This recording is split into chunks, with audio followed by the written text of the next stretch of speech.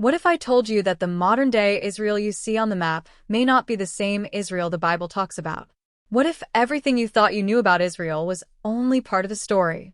Most people, including many Christians, believe that the modern state of Israel, founded in 1948, is the direct continuation of the Israel we read about in the Bible. They see it as the fulfillment of God's ancient promises to Abraham and his descendants, and therefore many believe they must support it unconditionally. But what if I told you that the Israel on the map today isn't necessarily the same as the Israel God talked about in the Bible? Here's a fact that may surprise you. The modern state of Israel is largely secular. It's driven by political forces and nationalistic ideologies, and many of its leaders do not follow God as their forefathers once did. And yet Christians around the world stand by Israel with a kind of blind allegiance, convinced that supporting this nation is the same as standing with God's plan. This isn't just about geography.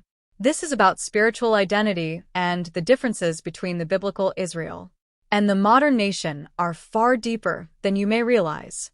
The truth is that God's promise to Abraham was not just about a physical land, it was about a covenant relationship. And today, while many in Israel claim the inheritance of Abraham, the question remains, are they living in alignment with the covenant God established? Stay with me until the end, because we're going to explore questions that could completely shift your understanding of the Israel we see today. Who are the Zionists and how did they shape modern Israel? What does the Bible say about the land promised to Abraham? And perhaps the most shocking question, is it right for Christians to support everything modern Israel does, regardless of their actions? The answers may not be comfortable, but they're necessary. What you're about to learn will give you a biblical perspective on the current Israel, the spiritual implications of supporting it, and how these revelations relate to biblical prophecy. To understand the present, we must first go back to the beginning, to the story of Abraham in the Old Testament.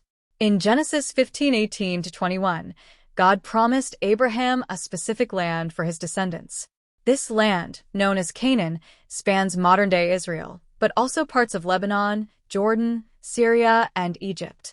It was a broad territory, much larger than the borders of the current state of Israel. However, there's a key point to understand. The land was tied to a covenant. It wasn't just a territory for the sake of territory. It was a land where God's people were to live in obedience to Him. This land, Israel, was meant to reflect God's relationship with His people. It was never just about real estate. It was about spiritual alignment. Now, the modern state of Israel, founded in 1948, came into existence after World War II, largely through international political agreements and the Zionist movement. While many Jews returned to the land, seeing it as the fulfillment of prophecy, others argue that the modern state of Israel is a secular nation, a far cry from the theocratic nation that God envisioned in the Old Testament. So, does today's Israel fulfill the promise God made to Abraham? It's not as clear-cut as it seems.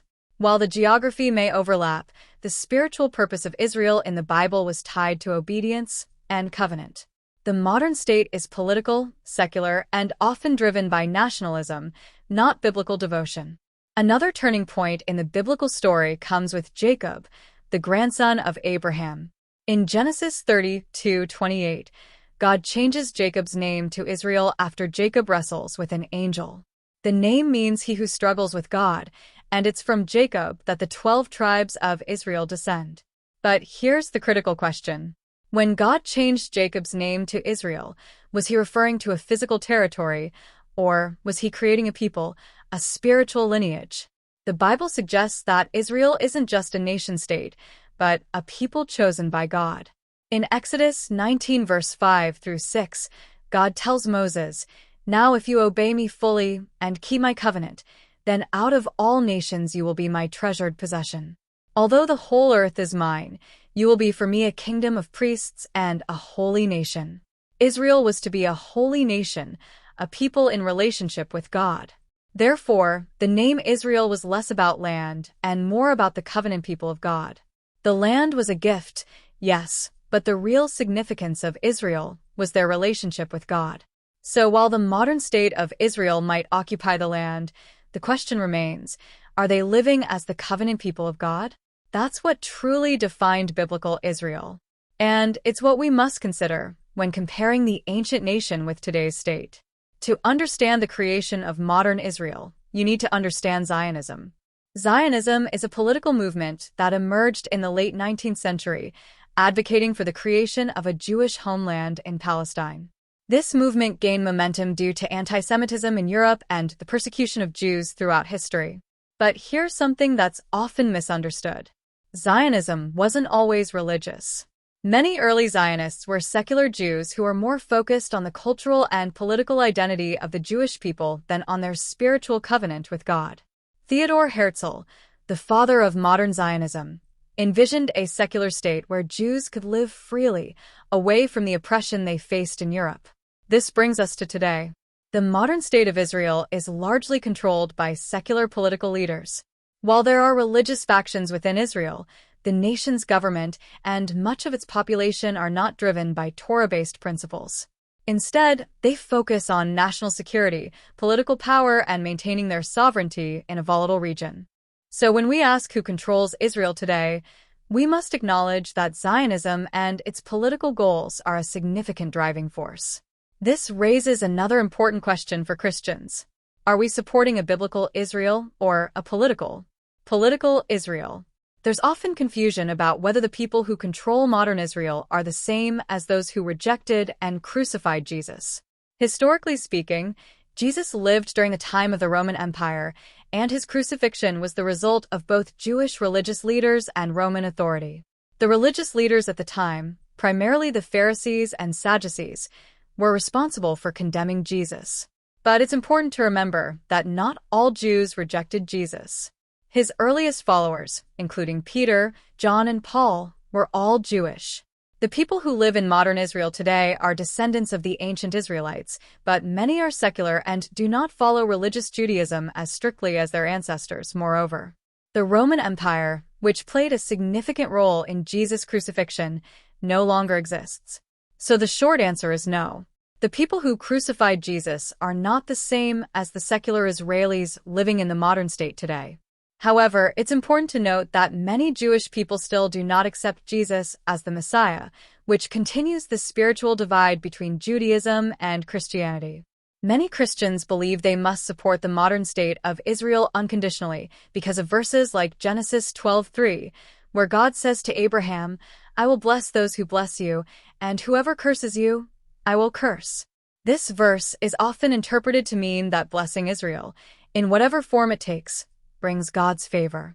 But should Christians support every action taken by the Israeli government, regardless of whether it aligns with God's word? The reality is that the modern state of Israel is often involved in military actions, political conflicts, and policies that may not reflect biblical principles. For instance, the Palestinian conflict raises ethical and moral questions about human rights, land occupation, and justice. While it's important to pray for Israel and acknowledge its biblical significance, Christians should also remember that God's heart is for justice, peace, and righteousness. Supporting Israel does not mean turning a blind eye to actions that go against these values. Jesus himself said in Matthew 59, "Blessed are the peacemakers, for they will be called children of God." As Christians, our role is to seek God's will, not to support any nation unconditionally, but to advocate for justice and truth in all things. Another pressing question is modern Israel under constant threat from its neighbors, or is Israel itself a threat to the stability of the Middle East? Historically, Israel has been involved in multiple wars since its creation in 1948, including conflicts with Palestine, Lebanon, Syria, and Egypt. Israel is surrounded by nations that have at various times sought its destruction, such as Iran, which has openly called for the annihilation of Israel. At the same time, Israel's military actions, such as the occupation of the West Bank and the blockade of Gaza, have led to accusations that Israel is destabilizing the region and contributing to the suffering of Palestinian civilians. The truth is, Israel is both under threat and a regional power. The conflict is complex, and as Christians we must look beyond political narratives and seek God's wisdom in understanding the situation. Our goal should always be to pray for peace and justice for all people in the region, not to take a one-sided political stance. Finally, let's address the issue of Zionism and its influence on Western media, Hollywood, and U.S. politics. Many people, including public figures like Kanye West, have claimed that Zionists have significant control over global narratives and political agendas. It's true that Israel has strong ties with the United States, and the Jewish people hold significant positions in media, entertainment, and finance. However, it's important not to fall into conspiracy theories that promote anti-Semitic stereotypes. The influence of Zionism is real, but it's a political movement, not a spiritual conspiracy. Many Jews, especially in the U.S., do have strong connections with Israel. And Western governments, particularly the U.S., have been staunch supporters of Israel since its founding. As Christians, we should focus on the biblical truths and avoid falling into political traps or anti-Semitic rhetoric. The real question is, how can we be peacemakers in a world where politics and faith often collide? Finally, we must ask, does the current war in Israel have anything to do with biblical prophecy? Are we getting closer to the end times? Many theologians point to passages in Ezekiel 38 to 39 and Revelation that speak of wars involving Israel in the last days. Ezekiel describes a massive invasion of Israel by a coalition of nations, which some believe includes Russia and Iran. This war, often referred to as the War of Gog and Magog, is seen as a precursor to the second coming of Christ. While it's possible that the current conflicts in Israel are setting the stage for these prophetic events, Jesus reminds us in Matthew 24 verse 6, "You will hear of wars and rumors of wars, but see to it that you are not alarmed. Such things must happen, but the end is still to come." In other words, while we should be watchful, we should not live in fear. God's plan will unfold in His time, and our role is to be faithful, prayerful, and committed to spreading the gospel. The modern state of Israel is a complex blend of history, politics, and spiritual significance. While it occupies the land that was promised to Abraham, it is not the same biblical Israel governed by God's covenant. The nation today is largely secular, driven by political forces rather than spiritual obedience. As Christians, we must approach the situation with discernment. While Israel plays a critical role in biblical prophecy, we should not offer unconditional support for any nation that acts outside of God's will. Our allegiance is to Christ and His teachings of justice, peace, and righteousness. The current wars in Israel may indeed have prophetic significance, but our focus should be on living in faith, remaining rooted in Scripture, and seeking truth in a world filled with conflicting narratives. In the end, God's plan for Israel and the world will be fulfilled.